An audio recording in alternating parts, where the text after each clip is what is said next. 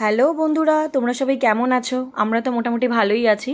তো আজকে বিপত্তারিণী পুজো, তো হয়তো তোমাদের পরের দিন ব্লগটা যাবে। তো আমরা বিপত্তারিণী চণ্ডীবাড়ি তোমরা জানো রাজপুরে আছে, আর ওর কাছেই একদম পাশেই আমার মার বাড়ি, মানে আমার বাপের বাড়ি। তো আমরা সবাই যাচ্ছি, আমি, আমার ভাইয়ের বউ রাজু, আমার ভাই, সবাই মিলে গেছি পুজো দিতে।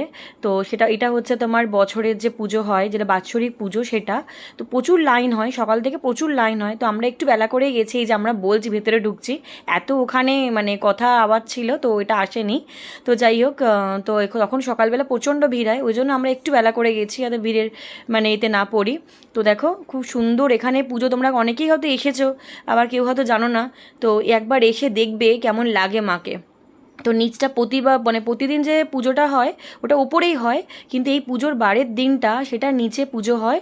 তারপরে নিচে একটা ব্রত কথা হয়, ওটা শুনে ওপরে যেতে হয়, অঞ্জলির ফুল দিতে হয়, তখন মাকে তুমি নমস্কার করতে পারো, তোমরা সবাই দর্শন করতে পারো। তো ওটা ওপরে হয়।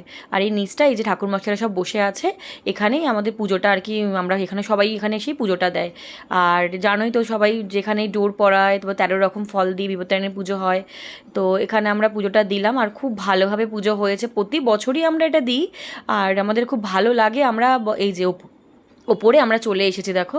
তো এটা হচ্ছে, এখানে হচ্ছে মা থাকেন, এই যে দেখাতে পারছি কি না জানি না, দেখো জুম করে দেখানোর চেষ্টা করছি।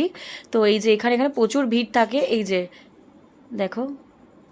তো এই যে বিপত্তারিণী চণ্ডীমা, তো এটা কিন্তু কোনো মন্দির না, হ্যাঁ, এটা হচ্ছে বিপত্তারিণী চণ্ডীমার বাড়ি। সবাই সুস্থ থেকো, ভালো থেকো, জয় বিপত্তারিণী চণ্ডীমা।